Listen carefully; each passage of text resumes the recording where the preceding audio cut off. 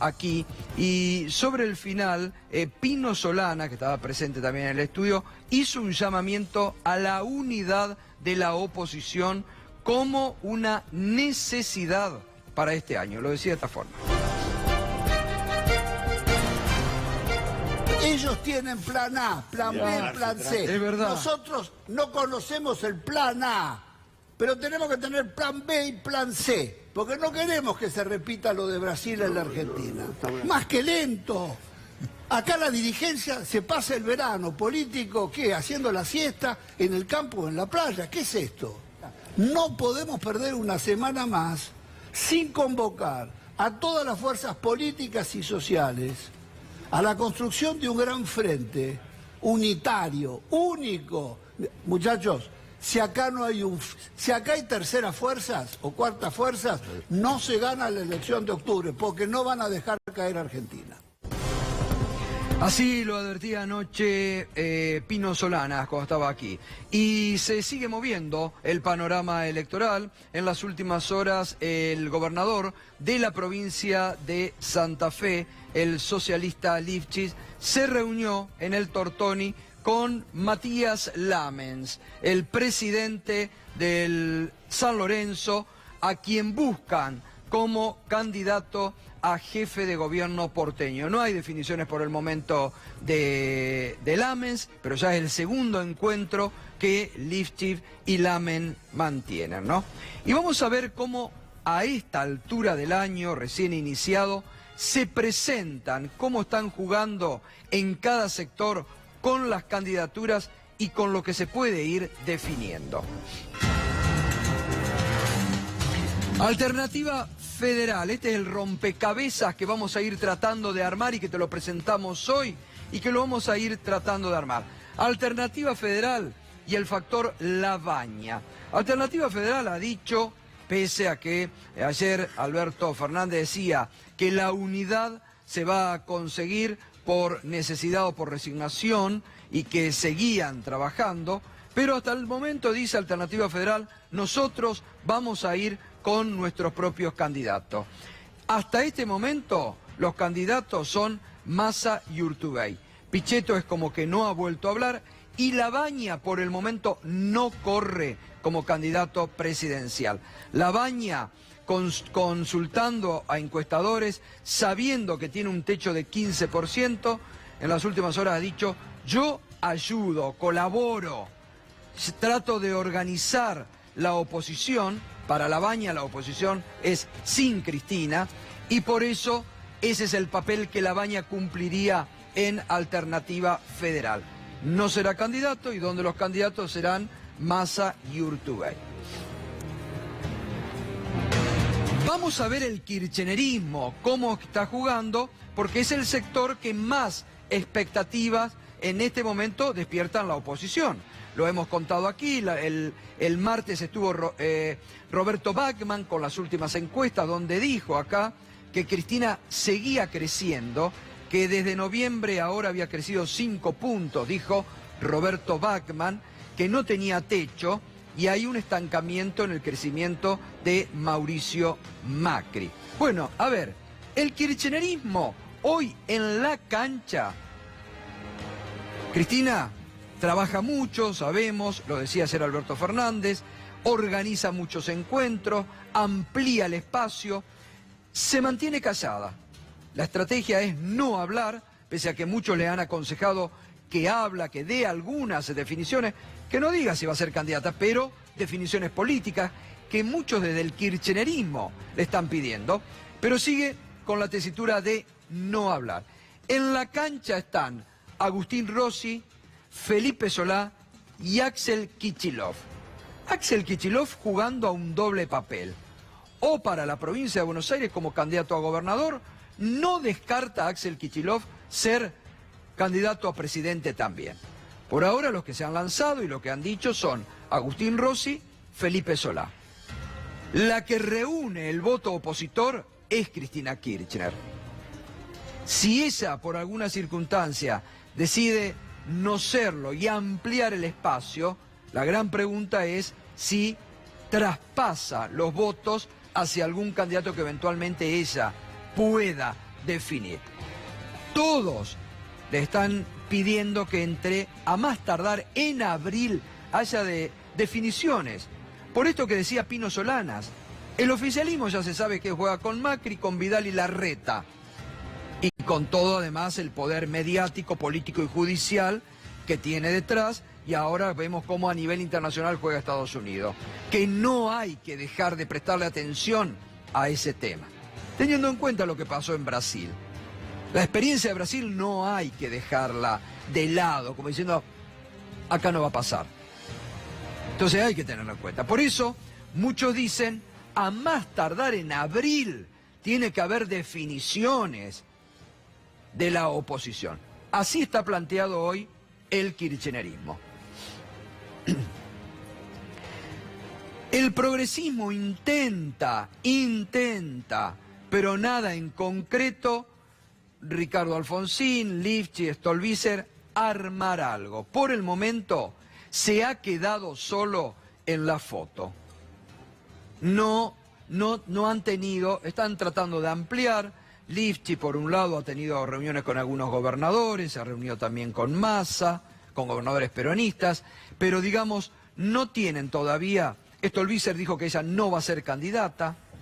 Entonces, hay, digamos, como una idea, tienen la idea, pero no hay nada firme como posibilidad a este momento de jugar desde un sector que ha quedado vacante.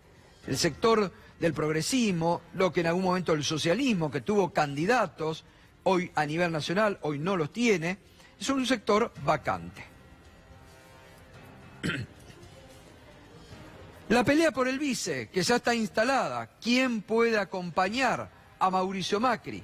Bueno, las damas en pugna son Carolina Stanley, Patricia Bullrich, que se anotó, y la actual vicepresidenta Gabriela Michetti, que para muchos sigue en las gateras y con la posibilidad de jugar. Pero también el radicalismo, socio menor hoy en la coalición de gobierno, quiere jugarlo a su titular, a su presidente, a Cornejo, que deja este año de ser gobernador de la provincia de Mendoza porque no tiene reelección, y el radicalismo, que está un poco corcoveando, corcovea por cargos, los principios y las convicciones las han dejado de lado, ya lo sabemos, corcovea por cargos, dice, bueno, nosotros pusimos la cara, acompañamos, es hora de que nos premien con la vicepresidencia. Ustedes saben que Durán Barba opina que en ese lugar tiene que haber una mujer, así que esta es una ficha que ya se caería. Y están jugando Stanley, Bullrich, Michetti por este momento. Y los que corren por derecha, Macri, ¿no? Olmedo, que perdió su candidato a vicepresidente, iba a ser el Tata Joffre, se bajó, dijo que no va a acompañar ese sector, y José Luis Esper, que ha lanzado y que quiere ser candidato a presidente, por un espacio más de la derecha, más económico, mucho más ortodoxo. No nos olvidemos los datos de la realidad, como yo le marco, que sigue siendo la economía hoy la principal preocupación en la sociedad. La caída de la actividad económica durante el mes de noviembre, 7,5, 2,2 el acumulado hasta noviembre. Es la caída más grande en todo 2018, obvio. Son 7 meses de caída consecutiva. Los sectores más golpeados, comercio 17%, industria manufacturera 12,6%, construcción 11,4%, hoteles y restaurantes 5,2%, transporte y comunicaciones 4,9%. Ahora, para contrarrestar, yo le digo, porque uno a veces, realmente, se lo digo, le debe pasar a usted, no nos entran en las cabezas algunas definiciones. El fondo esta semana dijo, durante el 2019 olvídense que tengan crecimiento. Tal vez en el 2020, la caída que el propio fondo dice, 1,7%. Se produce esta tremenda caída en la actividad económica de la Argentina. Sin embargo, hoy Christine Lagarde, la verdadera ministra de Economía, felicitó a sus muchachos, a Duhovne y a Sanleri. Pero aparte, mire lo que dijo. Vamos a repasarlo, por favor. Felicité al ministro Duhovne y al presidente Sanleris por los pasos de políticas decisivas que se han dado y el progreso hasta el momento que han ayudado a estabilizar la economía. Lo más interesante viene ahora.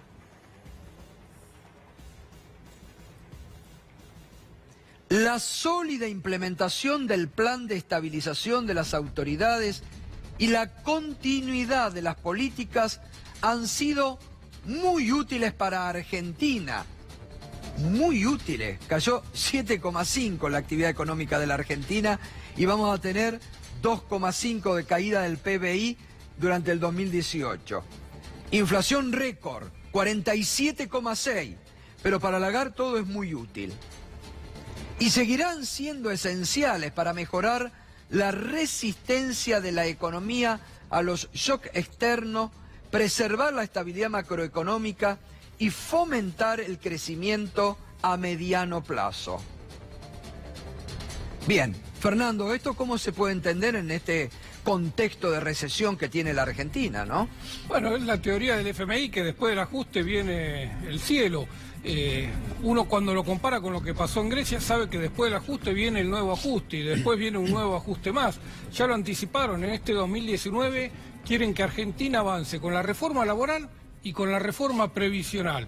Ninguna de las dos reformas son impulsoras del crecimiento, todo lo contrario. Las dos apuntan a, una, reducir el peso del salario, a flexibilizar el trabajo, a que haya menos ingresos a la familia, y el otro por el mismo sentido, reducir el haber inicial de las jubilaciones, reducir el haber previsional, aumentar la edad de jubilación, así que tampoco es en beneficio de la gente. Una y otra vez el FMI vuelve sobre lo mismo. Después del ajuste va a venir la etapa de crecimiento. Después del ajuste va a venir la prosperidad. Ni Argentina ni Grecia, que es el punto probablemente de comparación más lineal que uno puede tomar, porque ahí en Grecia sí se aplicaron las mismas políticas durante 10 años, provocaron una caída de 25% del PBI y recién después se pudieron sacar adelante al FMI, que aún en retirada le seguía exigiendo que hagan flexibilización laboral y que no aumenten los salarios de los empleados públicos. Así que los discursos del FMI, los sabemos, los conocemos, van a ser siempre llenos de promesas de bienestar. La realidad va a ser siempre la del ajuste, Gustavo. Bien, abrimos el debate, ya está Walter Gubar, enseguida vamos a recuperar el tema Venezuela también para el análisis aquí con todos los presentes. Nos acompaña el vicegobernador de la provincia de Chaco, Daniel Capitanich. ¿Y cómo están viviendo, este ajuste? ¿Es como dice Christine Lagarde, que felicita, o es como están mostrando los números, una caída y recesión absoluta?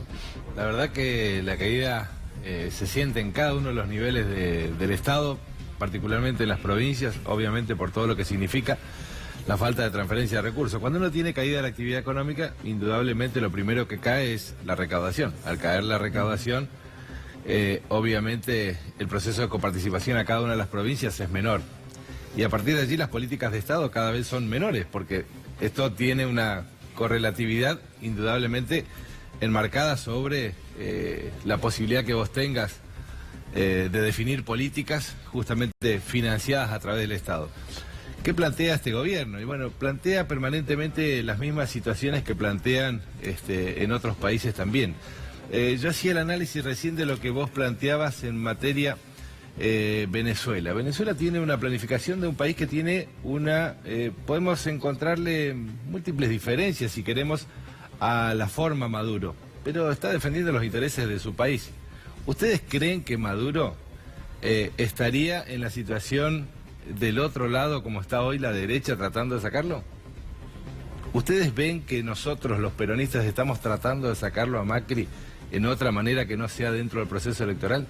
Entonces, ¿cuándo va a analizar la política argentina de que nosotros justamente desde el ámbito político, el democrático, el de la discusión de las políticas, cuestión en la cual un Estado nacional hoy te plantea políticas que no tienen que ver justamente con políticas de Estado, te plantea cuestiones judiciales a partir de un decreto, o te plantea alternativas de otras características, pero no plantea qué es lo que va a hacer en eso materia justamente política. son los relatos, los falsos relatos que el gobierno está tratando de establecer para salir, porque no quiere entrar en el debate económico, porque no tiene un número a favor para exhibir. Pero es una payasada, o sea, los números que estamos viviendo en materia económica realmente son espeluznantes, o sea, la cantidad de gente que ingresa en los índices de indigencia y de pobreza son permanentes, y si seguimos sacando el flujo de dinero para el circulante de lo que tiene que ver con el movimiento de la sociedad, obviamente es muy difícil que esto salga para adelante.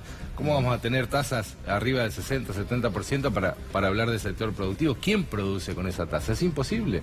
O sea, no existe ninguna política que esté enmarcada dentro del marco económico de este gobierno para que nosotros podamos pagar la deuda. Particularmente, yo lo dije el año pasado, nosotros estamos en default. No estamos en default porque somos amigos de Christine Lagarde y que nos está financiando. Claro. Exactamente. Ahora, ¿quién cree que va a pagar? ¿La señora o el señor que nos mira del otro lado?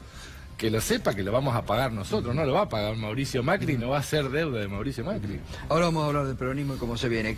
¿Cómo te va, Gabriela? Buenas Un poco noches. vos comentabas esto que recién dijo él de la economía, Venezuela, ayer en un tuit algo relacionaste vos, ¿no? Sí, la verdad es que yo decía eso y hoy también decía, no, bueno, quieren las cosas que dicen de Venezuela. Echó a la procuradora, hay represión en las manifestaciones, hay inflación, hay caída de la economía. Bueno, todo eso sucede también en la Argentina y nosotros vamos a esperar a sacarlo a Macri en octubre de este año, digamos. Entonces, la verdad es que cuando uno ve a un país en una situación en la que efectivamente, digo, nadie deja de ver que, bueno, o sea, que Venezuela atraviesa una crisis económica profunda por razones propias, por mal gobierno o por el bloqueo internacional o por la conjunción de las dos cosas, digo, una cantidad de cosas que hay denuncias sobre que tiene que haber más control y cuestiones en cuanto a las manifestaciones, en cuanto a los derechos humanos. Hoy mismo ha salido un comunicado del CELS y de Amnesty, digo, en todo eso estamos de acuerdo. Ahora, el principio argentino histórico y que sobre todo después de la última dictadura militar ha sido un principio de toda Latinoamérica,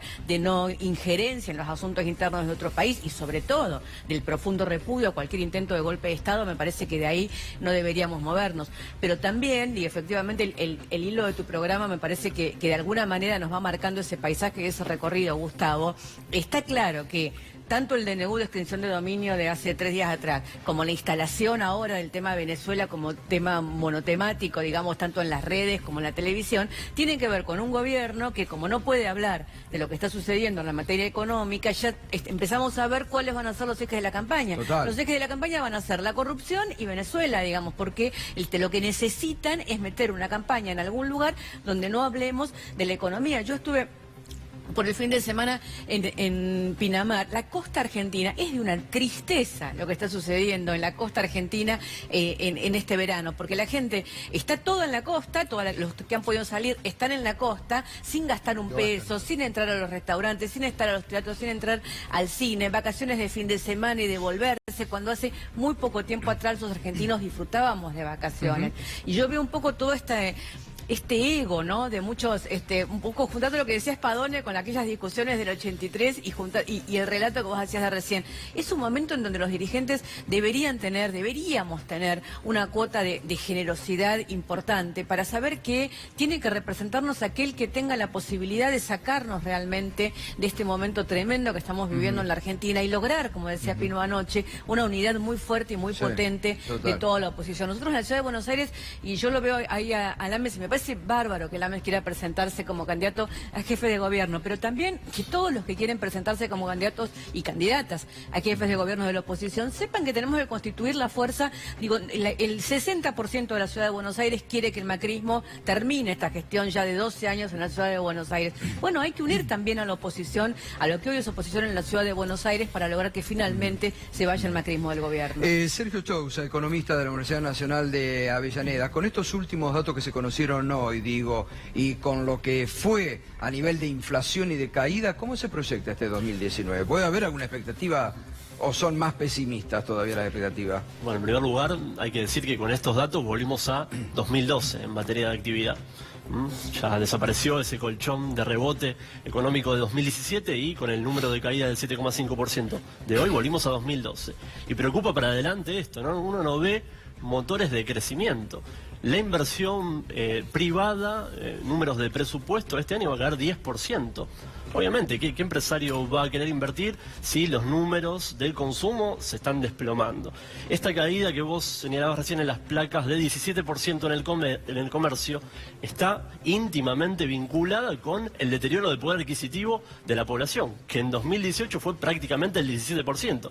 Entonces, claro, si se cae el comercio porque se cae la actividad, es muy difícil pensar que los empresarios van a querer invertir. Para este 2018, sacando, bueno, este rebote de las exportaciones por el inmenso aumento que hubo en el tipo de cambio, es muy difícil pensar qué sector de la economía puede mostrar un crecimiento, y las tasas de interés, que siguen siendo agobiantes, están en niveles como no se ven en ningún país del mundo. Somos el país con mayor tasa de interés por lejos en el mundo, duplicamos al segundo país en el resto del mundo, incluso superando a Venezuela. Bueno, hacen pensar que la economía va a seguir siendo esta paz de los cementerios. Vos sabés, Gustavo, que en el informe está la caída de la construcción. La construcción Sí. había sido un gran motor de crecimiento. Sabíamos que la construcción pública, la obra pública iba a morir, pero con el dólar a este valor se creía que la construcción privada podía reactivarse, porque en dólares es muy barato construir. Ahora, lo que construís hoy lo vas a vender dentro de un año. El negocio parece que no le cierra tampoco un año porque nadie está construyendo, ni pensando que a un año va a poder vender. ¿Y obra pública, Daniel? Digo, Negativa. ¿proyecta el gobierno en las provincias de obra pública? Negativa, En discutimos Chaco, todo el por año ejemplo, pasado, lo que tiene que ver con el Fondo Federal Solidario. O sea, Sí. también está todo chupado para que vaya la bicicleta financiera. No existe dinero. Sacaron 1.000 millones de pesos hace 2 días a través del Fondo de Garantía Sustentable del ANSES. O sea, van ordeñando toda y cada una de las alternativas que tengan, justamente para cargarlo sobre el sistema financiero, para que Christine Lagarde le termine diciendo de que son unos cráneos para manejar la economía. O sea, la verdad, acá hay un análisis que nosotros tenemos que hacer en pos de lo que viene. Cualquiera que le toque gobernar los 4 años siguientes va a estar en una situación realmente compleja, porque este gobierno no solamente no te deja las obras en proceso de ejecución. Nosotros tenemos obras importantes que todavía no las podemos terminar, la parte que se fue haciendo la financió el gobierno provincial a través de diferentes préstamos y no llegó la plata del gobierno nacional. Pero quiero que entienda a la gente, o sea, nosotros no solamente el próximo gobierno va a recibir el crecimiento. Ustedes saben que la comunidad crece al ritmo del 1% anual, o sea, 4% en un periodo de gobierno. En estos 4%, obviamente, crece la población, y la población necesita servicios. Este gobierno no hace ninguno de estos servicios. Pero peor de esto todavía, las rutas en el Chaco se están rompiendo, la ruta 16, la ruta 11, las diferentes rutas, este gobierno no las arregla. O sea, aumentaron el peaje de manera estrepitosa, pero tampoco te arreglan la ruta. O sea, están dejando, la verdad, una situación realmente muy compleja para el próximo gobierno. Hay momentos que digo, qué bueno sería que siga gobernando Mauricio Macri para que encuentre el desastre que él está dejando para los próximos años. Te digo sinceramente. Sí, pero es para una el pueblo, vergüenza. para el No, pueblo por supuesto que puede no. ser. Lo que Por pasa supuesto es que no, no ellos quiero. no Pero lo digo, venden como un desastre, ellos lo venden como que está bueno, que Lagarde maneje la economía argentina, y esto de los temas que instalan, la corrupción, el tema de la extinción de dominio, yo siempre digo que son bolas de humo que pasan. Por ejemplo, la ley de imputabilidad. ¿Qué pasó? Hablaron 3 días y no hablan más. Es para engañar, pero la gente sigue viviendo y no le alcanza para vivir. Por eso me parece que esto tapa, yo creo que en el bolsillo de la gente no tapa nada. Es una sensación que tenemos nosotros, que es lo que muestran los medios. Pero la gente sabe cómo le va y qué mal que le va a ir si esta gente gana. pero por eso, lo que nosotros tenemos que hacer como país, digamos, o sea, la obra pública, lo dijo recién Gustavo, o sea, la obra pública es un elemento importante. Lo primero que tenemos que hacer para pensar en un gobierno posterior es buscar cuáles son las alternativas con las cuales podemos ejercer la política económica siguiente para poder hacerlo. Y tenemos una importante y fundamental: las obras públicas en la República Argentina son extremadamente necesarias. Ahora estamos hablando de lo hídrico y las necesidades que tenemos en obras hídricas, las necesidades que tenemos bueno, con en las obras inundaciones que importantes. se vieron que no hicieron obras tampoco para las inundaciones que ustedes en la provincia de Chaco la están sufriendo, Pero ¿no? escúchenme, Gustavo, no terminaron de hacer el acueducto que le dejamos en un 60%. Para la población media población del Chaco van a hacer una obra hídrica. O sea, hablaron de no solamente de agua, que van a tener todos cloaca, no pusieron un caño de cloaca, no pudieron terminar la autovía, la ruta 11, que fue una de las generadoras del proceso de inundación de esta lluvia que tuvimos en Resistencia. Hay un tema que tiene que ver con la realidad cotidiana. Digo, los últimos índices, si no me equivoco, dicen que para ser una familia de clase media en la ciudad de Buenos Aires, una familia tiene que ganar 40.000 pesos. 40.000 pesos. Bueno, ¿cuántas familias en la ciudad de Buenos Aires ganan 40.000 pesos por mes? Entonces, la famosa clase media porteña, que sostenía parte del crecimiento, digo, se ha derrumbado. La enorme mayoría de los porteños y las porteñas hoy ya no son de clase media. Y me parece que eso, a medida que pase el año, va a empezar a crecer. Y por más que traten de taparlo, las manifestaciones que empiezan a ver, los ruidazos, la gente que sale en las esquinas y todo, que empiezan a reproducirse todos los viernes, empieza a crecer cada vez más. Y en los barrios empieza a haber un descontento enorme, porque también es una clase media que tiene vergüenza, de alguna manera, de mostrar la situación en la cual está cayendo. No es gente que va a ir a un comedor o que va a mandar a sus hijos a buscar comida a un comedor o a un merendero, o que va a salir a cartonear de un día para el otro porque tiene ciertos tics y cierta vergüenza de pertenecer. Pertenecer a la clase media es también cultural, no es solamente una situación económica. Se habían pero mal acostumbrado a vivir bien. ¿Cómo? Se habían mal acostumbrado a vivir vivir bien, pero la verdad es que vemos además los comercios que cierran, cómo se cae en la pobreza, cómo digo, lo que empieza a estallar en la ciudad de Buenos Aires, que es el sistema de salud y el sistema de educación, entre otras cosas, porque quienes tenían prepaga y quienes mandaban a sus hijos a la escuela privada ya no lo pueden mandar. Entonces es una situación realmente desesperante, y yo lo que veo es que frente a eso tenemos un gobierno que con duranbarbismo o lo que fuera, lo que hace es, ¿por qué te tiran lo de la ley de imputabilidad? Porque tienen que hablarle a los votos que se le puede llevar Espert o Olmedo por la derecha. Van haciendo como pequeños nichos electorales y mandan mensajes para esos nichos electorales. Y frente a eso, y frente a una realidad que se derrumba, yo creo que la obligación nuestra es realmente plantear que acá lo que hay que tener es un profundo cambio muy radical de la política económica y de lo que hay que llevar adelante, ¿no? Sí, ahora esto que dice Gabriela, el tema de la economía familiar, ¿cómo está repercutiendo? Ustedes han hecho muchos análisis de este tema, ¿no? Bueno, hemos hecho el último análisis sobre la cuestión de la incidencia tarifaria, ¿no? Sí. Donde ahí coincido plenamente con lo que marca Gabriela, uno de los sectores más agredidos por esta política económica, porque fue básicamente estafada, fue la clase media. Una clase media a la cual se le prometió que no iba a perder nada de lo que tenía, pero aparte se les iba a sacar el impuesto a las ganancias, iban a recuperar poder adquisitivo, pasó todo lo contrario. Por ejemplo, la cuestión tarifaria, bueno, fue la que más sufrió la incidencia de los tarifazos. Tarifazos que van licuando poder adquisitivo y van licuando ingreso excedente.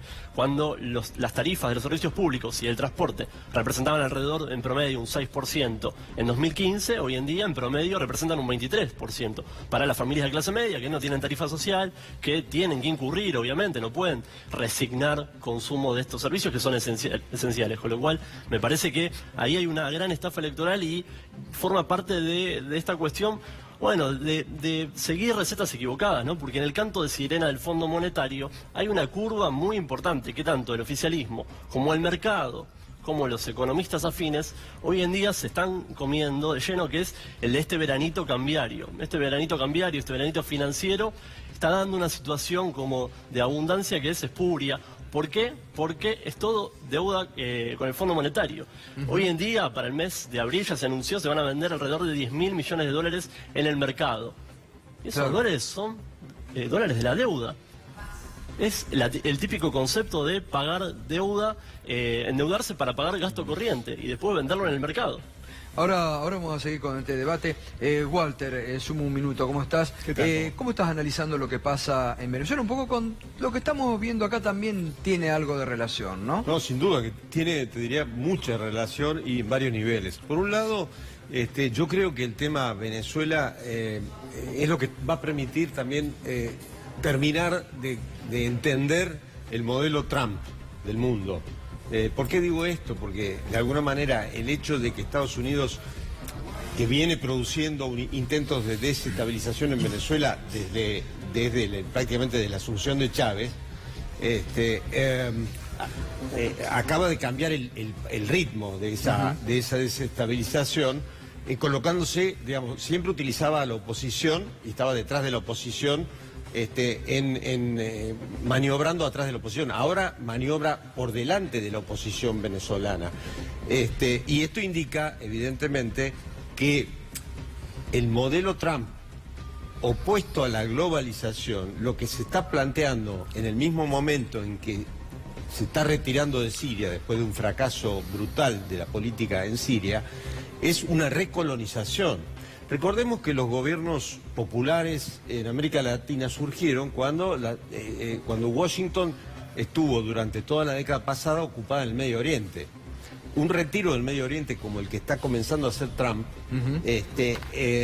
no quiere decir que no va a repetir algunas de las técnicas utilizadas en Medio Oriente y en otros países donde terminaron produciendo guerras, entre otras, fundamentalmente guerras civiles, destrucciones de los estados. Bueno, Atilio Borón recién decía, ojo con el modelo Libia. Claro. Esa cosa que Estados Unidos quiere llevar el modelo Libia a Venezuela, ¿no? Sí, yo te diría que coincido con lo que planteaba Atilio, pero a lo que iba es que el proyecto no globalizador o crítico de la globalización de Trump, en realidad hay que poner un nombre propio, no describirlo por lo opuesto, y es un proyecto de recolonización, volver a convertir a determinados países en colonias.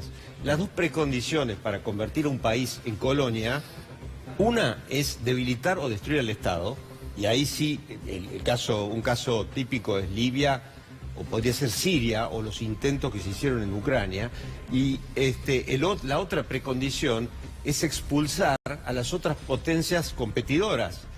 Cada funcionario que ha pasado por Buenos Aires, desde el secretario de Estado, el jefe del Comando Sur del Pentágono, el propio Donald Trump, han dicho expresamente que les preocupa y vienen a frenar la influencia rusa y la influencia china en América Latina.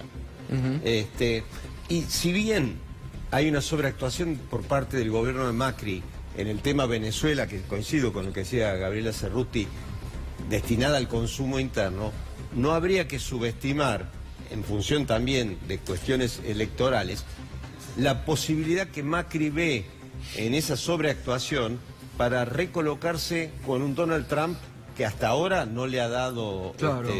no le ha prestado tratar de atención. ser el mejor alumno. Claro.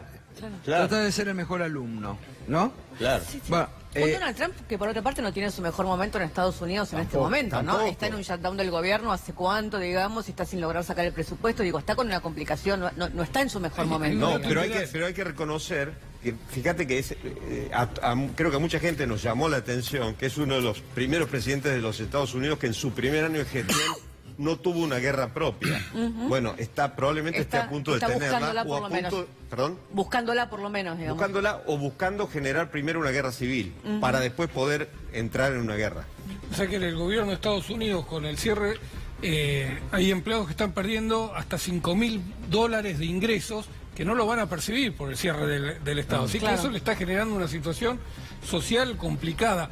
En el tamaño de la economía de Estados Unidos, el empleado público probablemente no sea determinante, pero son cientos de empleados públicos que están sin cobrar los salarios en Estados Unidos. hacemos un alto porque volvemos a Mar del Plata. Es multitudinaria la concentración en estos momentos de las organizaciones que todos los jueves están organizando la marcha de antorchas, la protesta contra el tarifazo. Este es el momento ya, del acto de cierre, donde, como ocurrió la semana pasada en Rosario, se está por leer un documento final frente a la Rambla marplatense. Y Reconquista sorprendió hoy en la provincia de Santa Fe, también esta noche, una marcha multitudinaria. Ganó las calles de Reconquista, una de las ciudades más importantes, productivas, de casi ya ahí al límite con el Chaco, ¿no? Reconquista. Sí, sí. Una de las ciudades más importantes del norte santafesino, que sorprendió con una marcha también multitudinaria hace instantes. Allí tenemos los dos planos: Mar del Plata, Reconquista, pueblos movilizados en contra del tarifazo del gobierno de Macri. Recordemos, para mañana viernes se ha convocado a un nuevo ruidazo. Aquí en la ciudad de Buenos Aires, en varios puntos de la Argentina. Recordemos, Gustavo, que hace un día o dos a las 6 de la tarde se cortó la luz Sí. por un problema, pero la gente va a estar un poquito más enojada, me parece a mí, porque yo vi amigos con factura de 6, 7, 8 lucas bajando por la escalera y no estaban muy contentos, ¿no? Y me decían, yo lo voté a Macri, pero no estoy contento.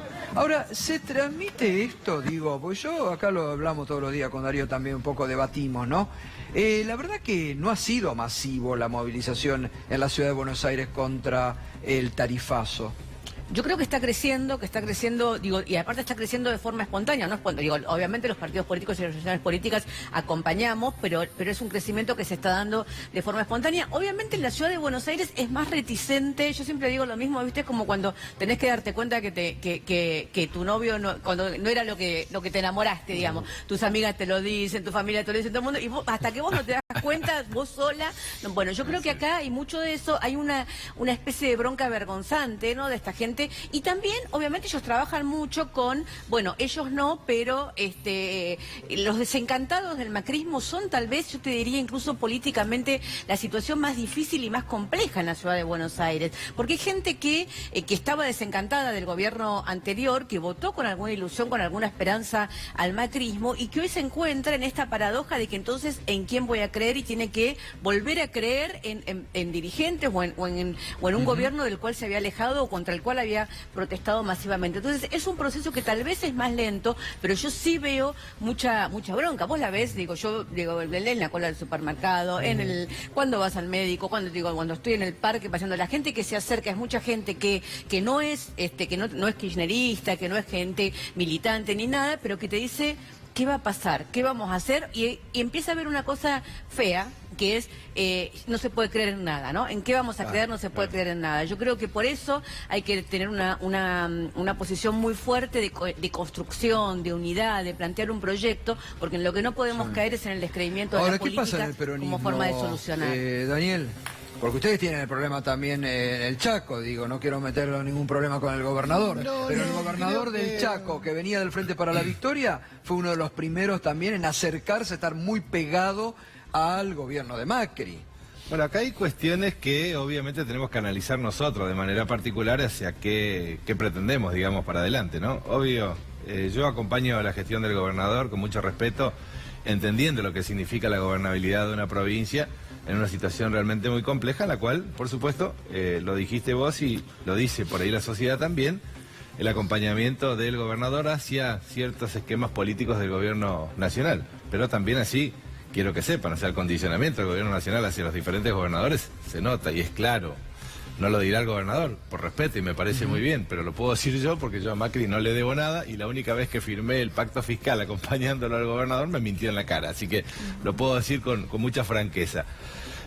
Obviamente el peronismo tiene esta particularidad, somos muy andariegos y nos gusta buscar por las diferentes alternativas hasta buscar y encontrar el mejor de los candidatos. Si hacemos el análisis de lo que sucedió en el 2015... Obviamente quienes votaron a Daniel Scioli tenían justamente desde de la mano de Cristina y se ha sacado 49% de los votos. No hace falta hacer mucho análisis. Hay muchos más de los enojados del lado de los que votaron a Macri que de los del lado que votaron a Cristina. Claro. Las elecciones están claramente definidas sobre ese sentido. Que los otros medios quieran dibujarnos cualquier cosa y seguramente lo van a seguir haciendo y lo van a trabajar. Y sumado a lo que vos decías recién, Gabriela, obviamente se pusieron de novia con un facherito con plata y después cuando se dieron cuenta de que no es lo que tenía que hacer, lo siguen criticando a la chica. Te pregunto a vos, Daniel, a Gabriela, pero ¿hay hoy por parte de la oposición un proyecto alternativo que vuelva a enamorar a esos desencantados o a los que votaron? O como decía Pino, está dormida la oposición y no tiene reacción. No, la oposición obviamente va a tener varias aristas con respecto a esto, pero la base fundamental tiene que ver con las políticas económicas que se venían planteando en el gobierno anterior. De que hay que mejorar y corregir cosas, por supuesto, si no la gente nos hubiera votado y no. O sea, tenemos que hacerle mea culpa a esta situación, pero creo que sí hay que hacer ciertos cambios que tienen que ver con las nuevas reglas de juego y reglas de juego permanente. Estados Unidos cambia las reglas de juego en materia económica, no la vamos a cambiar nosotros, tenemos que buscarla. Ahora, lo que nosotros tenemos que buscar también es el respeto del ámbito político, a entender de que nosotros estamos en una condición de país en la cual estamos dentro del proceso de madurez democrática de estos 35 años, en las cuales muchas de las cosas hemos hecho bien y muchas hemos hecho mal, pero estamos en ese proceso. Lo que nosotros tenemos que hacer ahora, como políticos, yo tengo 7 años, si se quiere, 4 años de intendente, 3 años de vicegobernador, hay que seguir sumando gente a la política, que se sume la gente a la política, a la buena política y a la partidaria de cualquiera, pero que sea dentro del marco del respeto. Nosotros nos faltamos el respeto muchas veces los políticos, porque no nos decimos la verdad, y la gente que va y está en la política muchas veces no se dice la verdad, porque viene condicionada por ciertas cuestiones para llegar a los cargos. Entonces hay que mirarnos a los ojos, decirnos la verdad y plantearnos cuáles van a ser las cosas. Te digo, en materia económica tenemos que discutir y mucho todavía cuáles van a ser los modelos a seguir. A mí me tocó viajar a Estados Unidos y discutía temas que tenían que ver y ligados al agro, y le decía en la cara a los yanquis que están subsidiando el agro y te dicen en la cara que no. O sea, seamos serios, nosotros tenemos que trabajar en las políticas económicas argentinas dos cuestiones muy fundamentales, y una tiene que ser justamente subsidiar al agro para que el agro garantice la rentabilidad durante los años que vos te toque gobernar, y la otra, la obra pública. Son dos elementos importantes y fundamentales que tenemos que trabajar. ¿Cuánta incidencia crees que va a tener lo económico este año en el año electoral? Y yo creo que van a hacer todo el esfuerzo del mundo porque tenga poco impacto, básicamente por el hecho de que no se van a ver indicadores de mejora. A ver, este año todavía no hay ningún tipo de rebote en materia de poder adquisitivo. El gobierno quiere fijar paritarias en relación a una meta de inflación que es absurda, este 23% que fue plasmado en el presupuesto. Digo, ni siquiera los analistas más afines al Poder Ejecutivo creen que va a ser 23% la inflación. Entonces, si no va a haber consumo, difícilmente se recupere por ese lado. Allá dijimos, la inversión este año, previsión de presupuesto, 10% también a la baja. Digo, se viene una andanada de indicadores que van a seguir dando números negativos.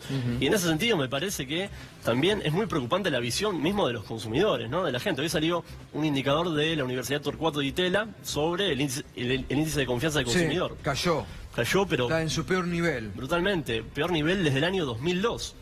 Y una cuestión, la gente percibe peor su situación personal que la situación macroeconómica. Cuando uno ve lo que pasaba con ese indicador en el kirchnerismo, era al revés. La gente percibía peor la situación general que la personal. Exactamente. Con lo cual, la realidad efectiva es la realidad de lo que uno percibe en materia de su situación económica actual. Y bueno, lo macroeconómico viene más intermediado por los comunicadores y por los economistas. Y lo macroeconómico para la gente es el dólar, es mi sensación, digamos, ¿no? Que entonces cuando hay cierto, este veranito, esta estabilidad, pareciera que lo macroeconómico, la etapa de Clarín. Claro, entonces hay cierta tranquilidad. Yo vuelvo a lo que vos decías, Gustavo. Yo creo que la oposición está haciendo y está trabajando un montón, desde organizando las marchas como en Mar del Plata o en Santa Fe, o Axel caminando en este momento toda la provincia de Buenos Aires. Creo que hay un tema fundamental que me parece que hay que blanquearlo, digamos, de alguna manera, que es que la que representa realmente el anhelo de la enorme mayoría de la gente que se opone a este gobierno es Cristina Fernández de Kirchner. Le guste más o menos a Massa, a Labaña y al resto de los dirigentes. Entonces, ahí se concentra de alguna manera la esperanza de una enorme cantidad de gente. De esto no tengo ninguna duda. En el primero y segundo cordón de la ciudad de Buenos Aires no tengo ninguna duda, tal vez sea más mezclado en el resto del país. Entonces, hay una mirada puesta en lo que ella haga y en lo que ella tenga que hacer. Y nosotros en la ciudad de Buenos Aires creo que estamos haciendo lo que no habíamos logrado hacer en los últimos años, que es reunir a una enorme cantidad de espacios y de dirigentes, desde el progresismo, el peronismo, Nuevo Encuentro, Victoria Donda, Itay Hackman, y estamos todos trabajando juntos para realmente ofrecer una alternativa muy potente en la ciudad de Buenos Aires. Walter, ¿cómo crees que se resuelve el tema Venezuela? Déjame decirte una palabra de lo que veníamos conversando antes, porque yo creo que coincido con esta suerte de visión crítica tuya en cuanto a cierta, digamos que la protesta o la reacción social frente, por ejemplo, a los tarifazos es muy medida. Y me parece que tu preocupación es muy válida desde el punto de vista que eso también demuestra que por un lado cierta falta de creatividad de la oposición, y también cierta falta de enamoramiento, digamos, de que la oposición logre enamorar a la gente con un nuevo proyecto. Digamos, claro. protestar contra estas tarifas debería ser el comienzo del enamoramiento de la gente con otro proyecto. Sí, sí, con otro proyecto alternativo también sobre tarifa, ¿no? Yo esto lo sumaría a la seriedad que tenemos desde el ámbito opositor. Ustedes saben que si nosotros, o sea, haceme la comparación con Venezuela en situaciones de estas características. Serían manifestaciones en las cuales serían muy duras. Nosotros somos, no es o Venezuela o... No, pero digo... Pero te puedo hacer la comparación con Francia, que es un país democrático, y sin embargo la gente sale y protesta por 2 centavos de la nafta. Está bien, pero también tiene que ver que la oposición no solamente tiene que ver con su división, sino tiene que ver con su respeto institucional a la gobernabilidad, que son cuestiones también a las que nosotros nunca se nos atribuye en el ámbito del peronismo. La protesta no quiere salir, no significa salir a romper todo. Ni a derrocar gobiernos. Sí, pero ni ahí a hay derrocar gobiernos. pero ahí digo, sino a demostrar malestar o desacuerdo con una política que no está favoreciendo pero a la precisamente sociedad. en Francia la gente sale no detrás de un dirigente político, digamos. También me parece que aquí lo que hay es cierta... primero cierto azoramiento y después esto que también que marcaba él y que tiene que ver con un discurso de este gobierno, que es que mucha gente todavía cree que le va mal por culpa de ellos. Digo, hay mucha gente que cree que su situación personal es la que está mal y no termina de reflejar eso en la situación colectiva. Bien, les agradezco a todos realmente por la participación en el debate. Hasta mañana, Fernando. Hasta mañana. Le mandamos un saludo al negro Víctor Heredia. Que hoy cumpleaños, Feliz 72 cumpleaños, años, Y ve este Víctor programa, así Heredia. que le mandamos Sí, siempre nos ve, así que feliz año, fuerte abrazo para Víctor Heredia en su cumpleaños, que el Feliz sábado va a estar abriendo Cosquín, que el sábado viene muy bien. Igual no Qué cantes, lindo. Renato, vos no cantes. Ahí vamos. Pausa y vamos al encuentro de Julián Guarino.